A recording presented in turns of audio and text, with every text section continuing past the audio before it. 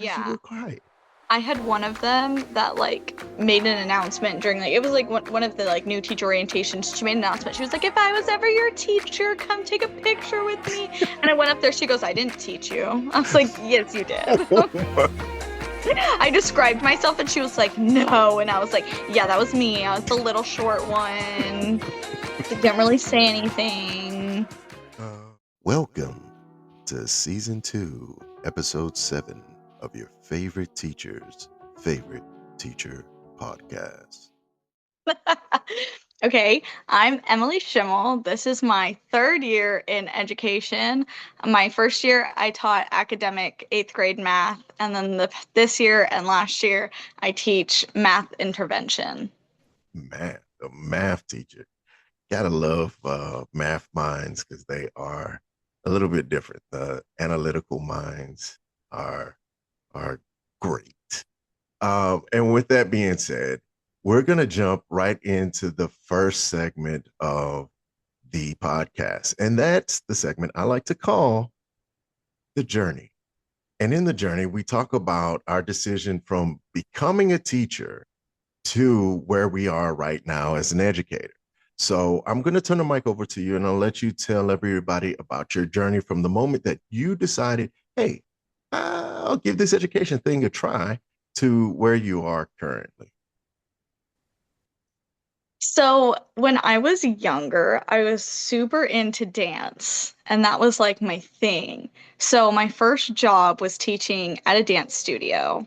Hmm. In Katy, and I absolutely loved it. I loved hanging out with the kids. I loved being able to talk to their parents and being like, they're doing so well, all the positives and everything like that. And so when I went to college, I was like, I really enjoyed like the experience of teaching, not necessarily the fact that it was dance. Hmm. Um, so I went to college for education, but the university that I went to was like, "Hey, you dance, and we're trying to start a dance program. Will you be part of our dance program?" And I was like, "Sure." So I ended up getting a major in ballet. So my Wow. degree is actually in ballet. Wow. I would have So never guessed that. no. So I graduated early with my bachelor's of fine arts in ballet, and then I ended up getting my alternative certification to teach math after the fact. Awesome. In teaching math, you said that you got to teach eighth grade math. Is that correct? Yes. And now you are in the math elective class. Now, here's the thing. I will say that you saying that you work with kids and dance does not surprise me one bit because your bubbly demeanor and your upbeat demeanor, yeah, that definitely spells out um a dance teacher. So I can see that. I can see that. So now that you told us about your journey, we're going to jump into a section of the podcast that I like to call the yin and the yang. With somebody as positive as you, I'm pretty sure you haven't had any like bad days in education. Um, but in this section, that's what we talk about: our worst days as an educator and our best days as an educator. And I like to start it off with the worst day because then we can end it off on a positive note with our best days as educators. So, why don't you tell us a story about one of your worst days as an educator, and then tell us about uh, one of your best? Okay, so one of my worst days, it was just, I woke up and I just knew it was going to be a bad day. I would like to say that. It was like one of those like gloomy days. You like don't want to get out of bed. You're like, what am I going to wear today? I just want to stay in my PJs. Um, but it was my first year teaching, so we all know even like your first year, no matter what, you're gonna have a rough day because you're Oh yeah. just figuring it all out.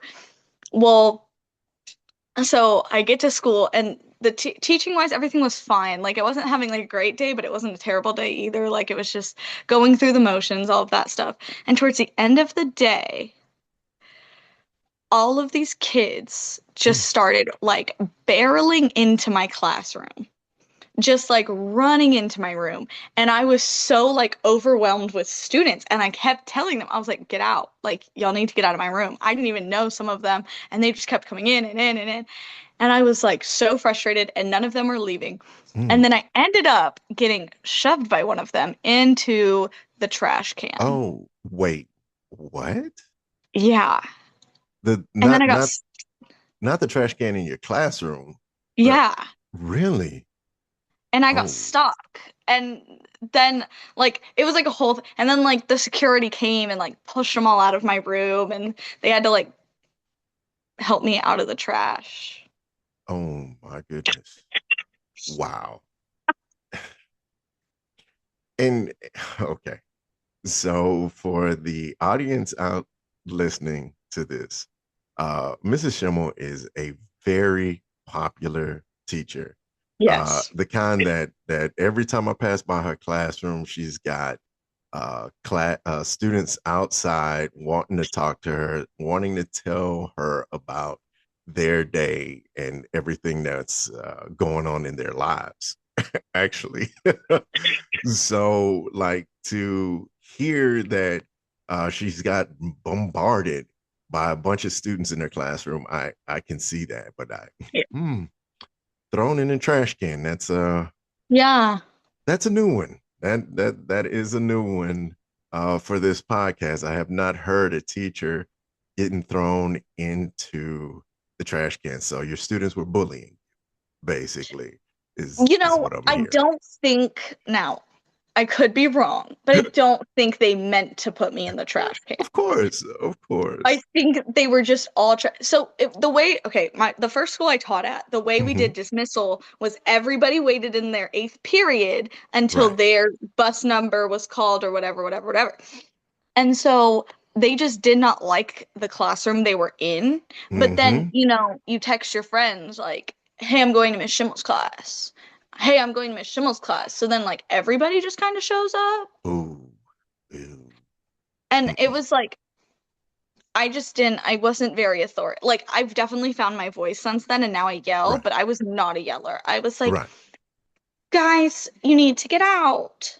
Everyone needs to get out. You're stressing me out. Well, and in that story in itself, like that is a uh, cautionary tale for new teachers, I guess you can Oh, say, yeah. because even in my first year of education, I had to deal with that too. It's like you don't want to turn kids away because, hey, I want you to feel safe and welcome within my classroom. But there's a fine line between having the kids feel like they can always come to you and them breaking into your boundaries as an Yeah. educator, your bubble or your space as an educator. And so like you have to, like you say, find your voice as an educator to be able to say, hey, listen, it's too many kids in this class. You guys are going to have to not be able to come into class today, maybe tomorrow, maybe some other time, but right now we're kind of packed, and I can't have all of these students in the class because then that in itself becomes a safety hazard. So Yeah. I'm sorry you had to go through that, Miss Schimmel. Oh, no, it's hilarious. I think Oh, it's funny.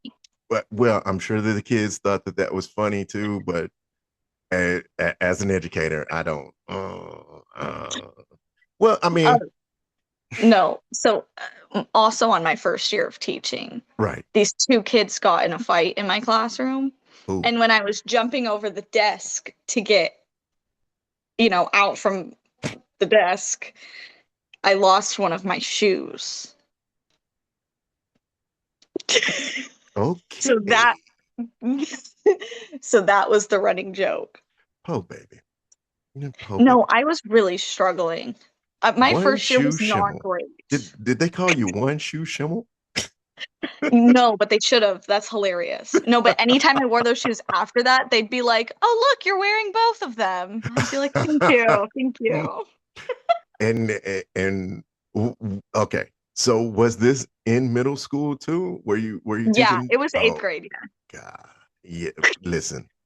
eighth graders, seventh graders are relentless when it Oh yeah. comes to clowning people. Like that is a talent that they have.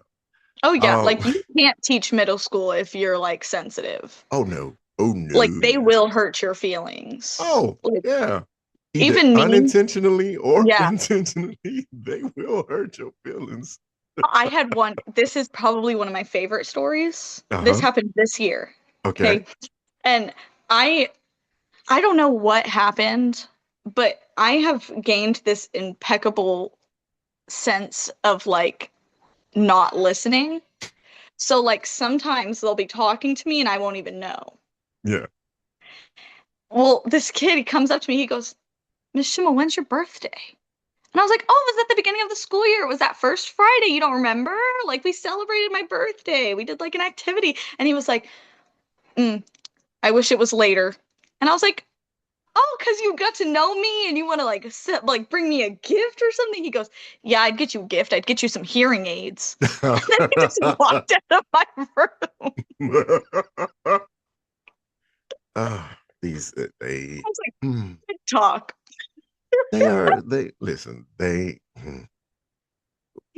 They're so but cute. I guarantee you that it was said out of love. You know what? At the least I wouldn't have to buy my own hearing aids. True, true. And those things are not cheap, as I'm gonna have to find out here shortly. Anyway, so with that being said, why don't you tell our audience about one of your best days as an educator? I have lots of good days. Oh, Um, yes, I know. probably probably one of my favorites is actually happened recently. It was like super like maybe like a couple weeks ago. Okay. And one of my really, really low babies came up to me and me and him didn't have he's one of my I get new students at the semester, so he's one of my newer students. And so I don't Right. have the best relationship with him. And he's one of those kids that it's kind of hard to tell, like, okay, do they like me? Do they not? But he's Mm-hmm. also one of those kids that all of the teachers find out he's in your class and they're like, oh, good luck. Oh, wow. And so I'm like, oh, and he comes up to me and usually he like has this like hard demeanor. He's like, I'm so cool. I'm like, yeah, buddy, you do you. And comes up to me super sweet with like these baby eyes and Miss Schimmel. And I'm like, yeah, what's up? And I knew something. I thought something was wrong because Mm-hmm. he looked so sweet. I was like, ain't no way. And he goes, will you help me do my course selection? My Oh, mom didn't understand the directions and I don't know how to do it and I don't have anybody else to help me. And my heart just like it like fills your cup, but then it also hurts your feelings because you're like, oh, poor baby doesn't have anybody else to help him. But then I'm right, like, he chose me. right. He, he- wow. He came to you, the uh, the killing part about that whole thing is you said like his mom couldn't help, so he came to you Yeah. to ask for your help, like a parental figure in that kid's life. And wow, in that short time, you were able to build that type of a relationship with that young man. Wow, how does that make you feel? I mean, It makes you it just like makes you feel so warm and fuzzy. Like wow, like these kids really have someone to like lift them up and like students all day long it's they'll come out of their academic math teacher because I'm the elective, so they come to me um, as an additional support math right, class, so they have 90 minutes of math a day, and they'll come to me after their academic classes and be like, look how well I did, look how well I did. And just like every time they do that, I'm always oh, they want that validation and that praise from somebody. And it's just like so sweet that like they want it from you because that means they care about how you like your opinion. yes, yeah, yeah. And once again, middle schoolers to for them to want your opinion, that's actually a lot because anybody who's ever taught middle school will tell you that this is a special breed of kids. That's a, that is amazing. That is actually very heartwarming to know that you've impacted students' lives to the point to where they want your feedback and your input, and be able to come to you and be able to say to you, hey, this is what I'm doing in this classroom with my math, and you had a role in doing that. That's, listen, that's something to be proud of. I've been doing this education thing for a little bit, and I can tell you, you're on a roll. You are on a roll to make that impact on some kid's life, and possibly leading into our next section, become some kids' favorite teacher, which brings us to the namesake of the podcast, your favorite teacher's favorite teacher.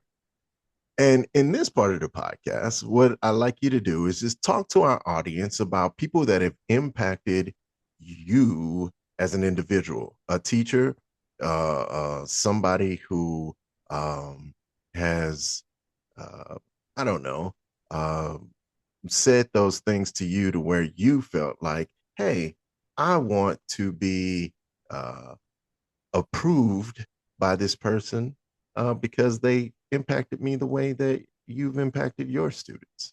So I'm going to turn the mic over to you and let you talk about those people who have impacted your life in that way.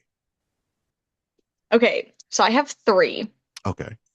I have my Algebra 2 teacher from when I was in high school, and nobody, I think he was the most amazing math teacher I ever had. Like, Okay. I absolutely loved his class. Like, he taught how I learned.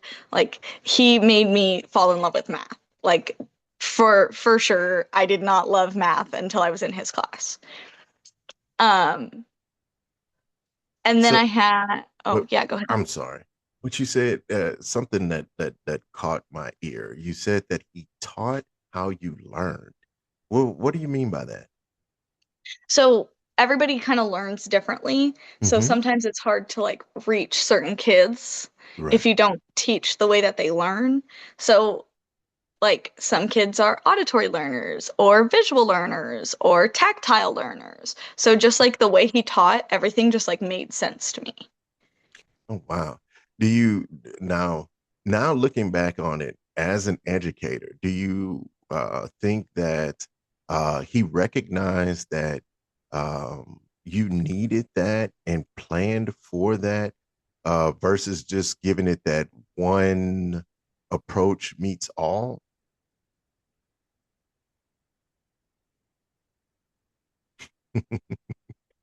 No. All right, tell me, talk to It me was about kind that. of, he had his one approach, Hmm. and that was the only way he did it. Right. It just happened to be the way that I like to learn. That's So awesome. I lucked out. That's, I mean, hey, listen, it is what it is, right? No, it is Right. what it is. I was like, I could lie and be like, yeah, he really made sure every kid, but he didn't. I just got lucky. Well, I mean, look, not and you also have to take into consideration, this education thing is an evolution for the teachers as well.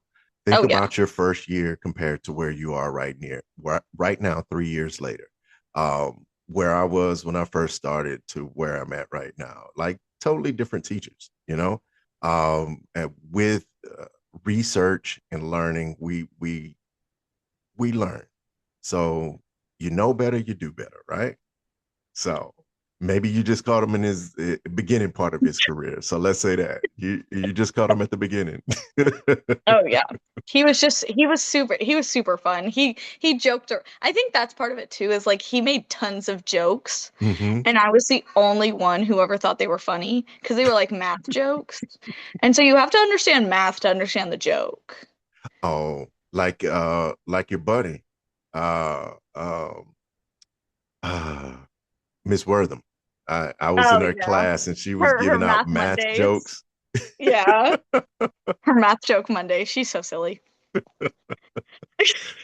Well, I mean, hey, if that's what it takes to reach that one kid that wouldn't have been reached otherwise, because you said that you weren't into math like that, Yeah. and if that's what it takes, that's great. Yeah. And look what you ended up becoming, a math teacher. I So, know. I'm so cool. yes, you are. I agree. But you said you had two other teachers that you wanted to recognize and give their flowers Yeah. to. And then I had my sculpture teacher. So Sculpture. I know. I'm so bougie. Uh, Uppity Shimmel. I'm so uppity. I had my sculpture teacher, and I know this is going to be so hard to believe right now. I'm going to Okay. shock the world. Okay. Okay. I was a total loser in high school. No, not you. Yes. No, me. Like my current fiance, Mm-hmm. we actually graduated together. Uh-huh. He didn't know me. He didn't know who I was. We graduated in the same class. Oh wow. I was a total nobody. Like I did not really like have friends. I was strictly there. I got my straight A's, went home, went to dance, went to bed. Like Mm, I didn't really talk to anybody. I just wanted to get it done mm, and mm, mm. get through it. And so, which is really surprising knowing me now. Yes. But Yes. You're very, very I'm outgoing. very, I am. But It's crazy. well, and here's the thing. This like I was talking to some other teachers on this podcast about some years ago when uh I received letters from students that uh because if you know me, I'm big on um preaching to the kids and letting them know, hey, look, this is what the real world has to offer you. If you continue down the path that you're going down, then it's not going to be easy for you. Yeah. And the students that I was trying to relay that to, a lot of them didn't get it. But then I'd get these messages from students who, like you said, was a kid that came to school, wanted to do stuff, get it over with, and just go home. Some of those were the kids that I actually reached, and they would leave me letters at the end of the school year saying, "Hey, Mr. Stubblefield, that speech that you gave in class, or how we could tell that you cared about us and this, that, and other." And I'm like, wow, yes, I care about all my students, but like that message was for other students. And I didn't realize that it actually reached those kids like you just described. Yeah. And that's wow, that's major, you know. So like these teachers that you have and you are sharing with the audience about, like, I'm pretty sure they didn't even think, because you were that kid coming in, doing what you were supposed to do, and then leaving, that they made the impact that they did on your life. Yeah. I actually ate lunch sophomore through senior year. I ate lunch in her classroom Oh, wow. every day Oh, because I wow. was like, I'm not going in that cafeteria. Like, there's too many people. It's too loud. I don't hang out with any of these people. And so I would go into a room and I would like during lunch she usually had like an art one class, so Right. I'd go in and like help the art one kids or like sit and do homework in the corner, and it just like was our daily thing. Or like we'd sit and she'd like eat a snack and talk to me if they were like finishing up a project and stuff. So Oh, I think that was a big part of like my building relationships, is like seeing how much more comfortable I was in her class and how much mm-hmm. more I like talked and got involved because I did have a relationship with her. So then I was able to make a relationship with the other students in the class. Wow. Look at Yeah. that. Look at that. That's awesome. That is awesome. No, Huh. she's great. We still talk. Really? Yeah. Oh, so you still keep in contact? Oh, wow. Look at that. Look at that. Uh, Oh yeah. the is this teacher still teaching? Yes. Oh, okay. Well, you know what? I'm saying that like you're around my age. You're still young, so Right. I'm pretty sure all your teachers are still teaching. You know, most of them are. I, I believe it. I believe it. I believe it.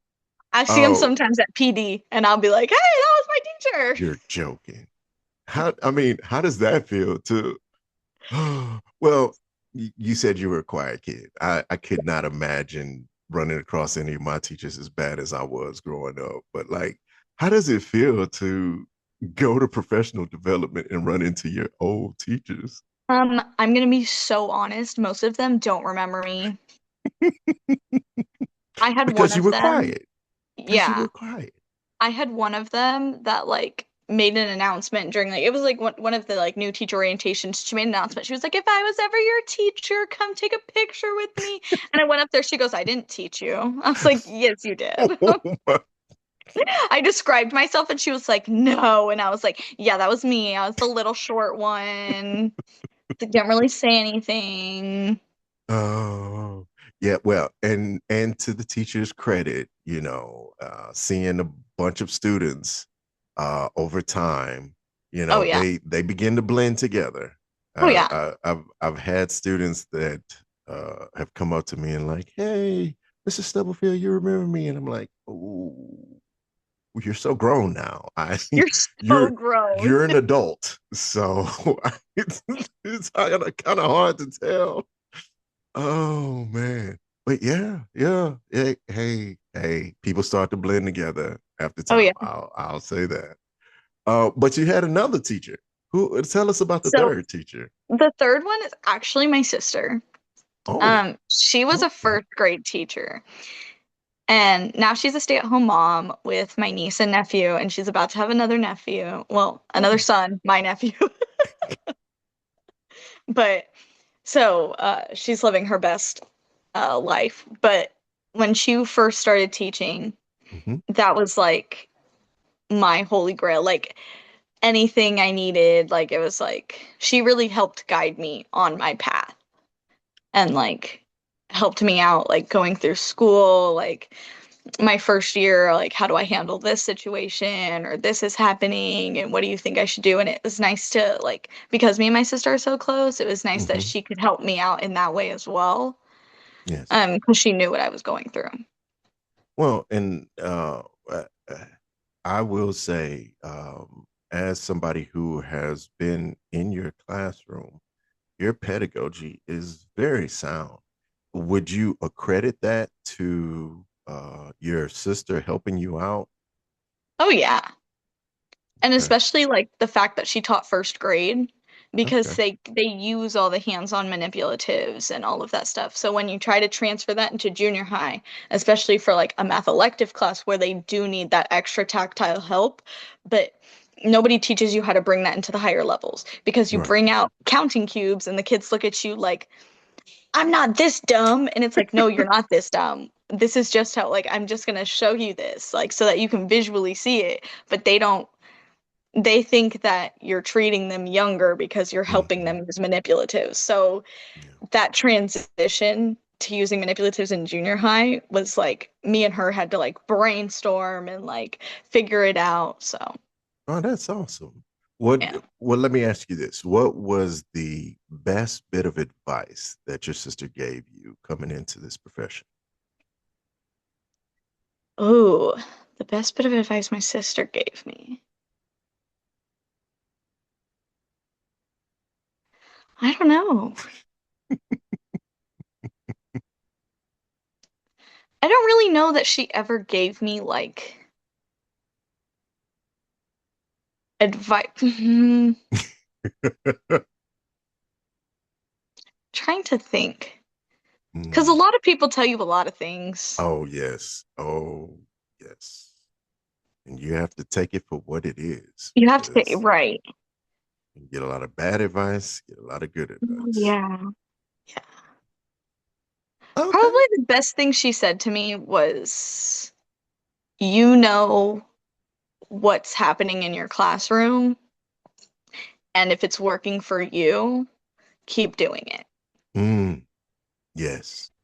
Yeah. because I think a lot of people are like, well, that's not what I'm doing in my classroom. And it's like, okay, cool. You want a cookie? Like, good for you.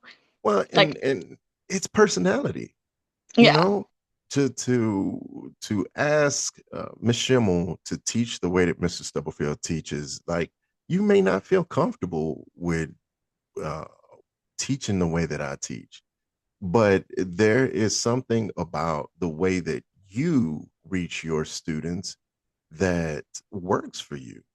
And your sister was absolutely right. So, any teachers out there listening to the podcast today, Mrs. Schimmel's sister is absolutely correct. You know what works for you and your students. It's about finding that happy balance between what you're comfortable with and what helps your students to be successful. Right, Schimmel? Right. And Yeah. sometimes it's bribery. Yeah. Hey, listen, these I will tell you, like that was my thing. Having a stash of candy in my desk for them students, and then and mm, and sometimes having like snacks for kids. Like, oh my lord, used to see when the students found out that I had snacks in my office. Oh my, that No, they're was animals. that was great. Once again, middle They school eat kids. everything. They're like trash That they cans. do. That they do. They'll complain about it too. That's my favorite. Like I had chips, but they were like off-brand chips, and how Right. dare I get off-brand chips? But they're complaining about the chips being off-brand while eating the off-brand chips that I gave them. I'm like, Oh, oh, but the one thing that got me is like I would think that it would be the boys that would get more snacks than a little bit, but no. it is the girls. Middle school girls are hungry. No, they are so no, they're absolutely I can't.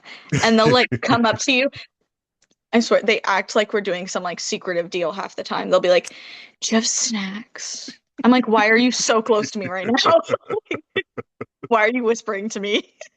Because they don't want everybody taking their snacks from them. That's why.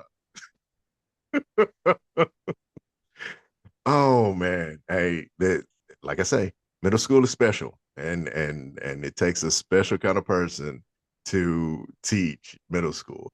A lot of people don't understand the things that we go through as educators in middle school. And this actually brings us to the next part of the podcast, the part that I like to call "Tell them how you feel." And in this part, Miss Schimmel, I'd like for you to talk to the audience, well, mainly parents who don't understand what it is that we go through on a day-to-day basis as an educator.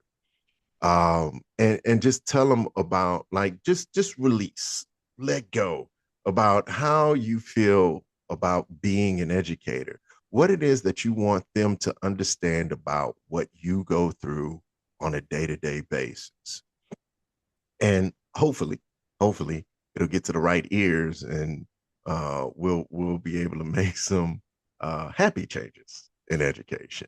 But I'm going to turn the mic over to you, and I'll let you talk about what it's like to be an educator in today's society. Well, first of all, the way your student talks at home is not the way your student talks at school. So true. Okay. Listen, there are more cuss. I've learned so many new words from these students. And I'm like, how? I don't even know. But And remember, we teach middle school, so yes. And I'm sixth, like, seventh, and eighth graders. did I even know these words when I was in middle school? Like I don't even remember. Like I don't even know. But um it's just it's different than what everybody thinks it is. Like it's not how it used to be. It's not how even I'm young and it's Yeah. changed so much since when I was in middle school. Um like our desks are not in rows. We do not get handed notes to fill out and homework to do every night. Like it's very um, open and very communication based. Okay, what do you need from me? What do I need from you? Let's explore this topic together. Go talk to your partner, share ideas, which is wonderful. Hmm. But it also kind of students have to learn more how to advocate for themselves Right. because if you're talking with your partner and you understand what your partner says, that's great. And then you understand the topic you do that day, but then the next day you have a different partner and you don't understand what they're talking about, but you're too embarrassed to go ask the teacher or something like that. And now you're confused. And then you go home and you say, well, I don't know what we're doing because blah, blah, blah didn't teach me. And it's like, okay, well, did you ask? Did you ask for help? Did you go get the help? And I'm lucky. I only have 15 kids per class Hmm. because I am an intervention teacher. But in these classes where you have like 26 to 30 kids Right. in 45 minutes, that's like a little bit more than a minute per kid without doing whole group. Like if you're pretending or cheating, it's hard to catch it. So true. So Yeah. true.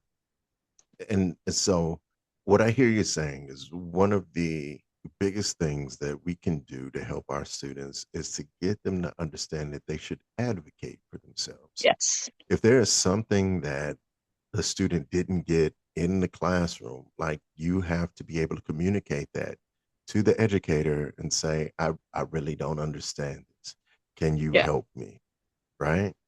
Um, and you also stated that with the classes being so open, we benefit uh, from that as well.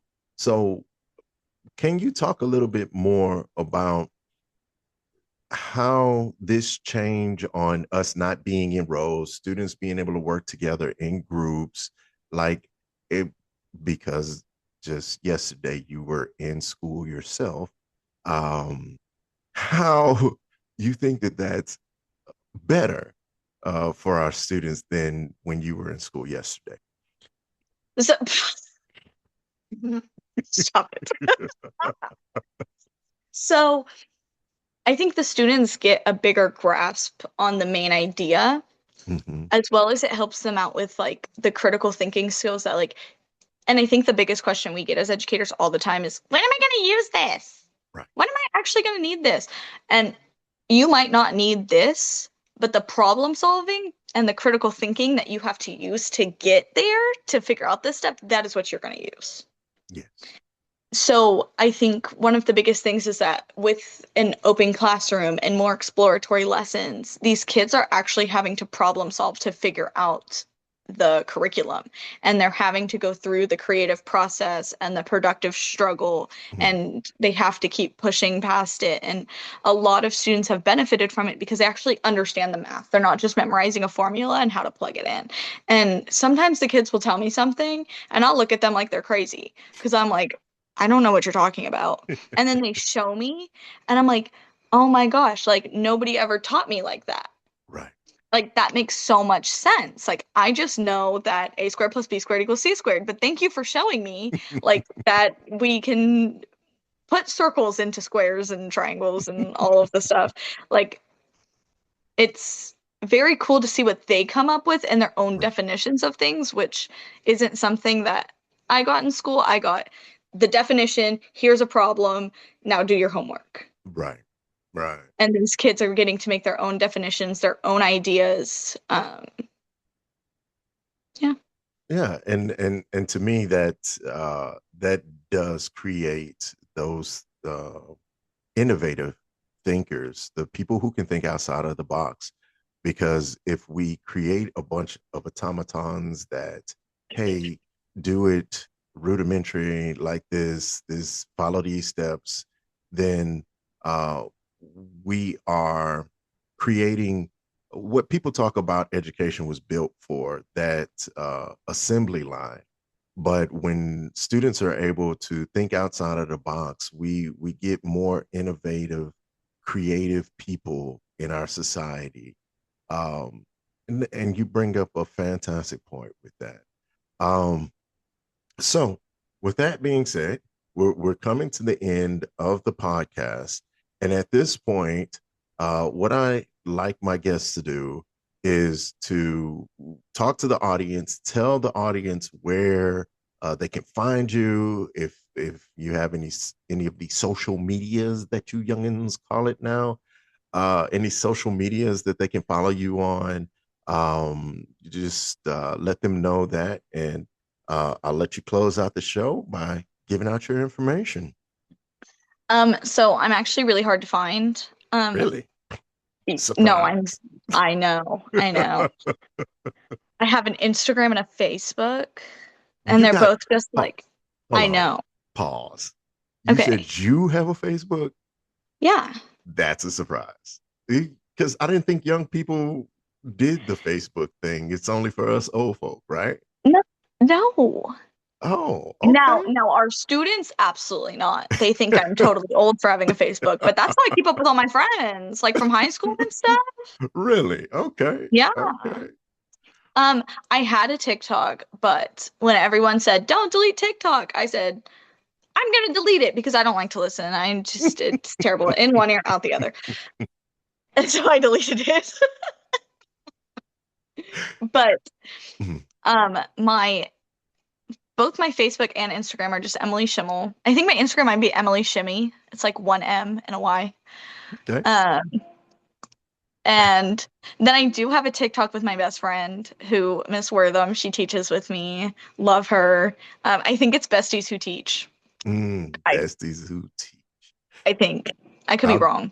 I'm gonna try and get her on the podcast, but at the same time, I'll try and get both of you guys together on the Oh, podcast because no, you when don't we want get you that. two together, it's It's a hoot hilarity, is what it is. It is or a definitely. mess. Which is hilarious because we have more than a 10-year age difference. Yes, yes, Yeah. you do. But I mean, when you find your friend, Oh, you find your friend. oh yeah. All right. So I will also get Miss Schimmel's information and I will post it in the podcast information description and on the YouTube description as well. And you can also find her information on the website at wdsi.us. Once again, wdsi.us, where we do simple innovations for all educators in ed tech. All right. And with that being said, we're going to sign off. You guys have a great one. Peace. Bye. Thank you for taking the time to listen to this episode of Your Favorite Teacher's Favorite Teacher podcast. If you have a story you'd like to share, please contact me at wdstubblefield@wdsi.us. Again, that is wdstubblefield@wdsi.us. And you could be our next inspirational story of how educators impact our lives. I'm your host, Mr. Stubblefield, and I want you to remember, no profession is possible without your favorite teacher.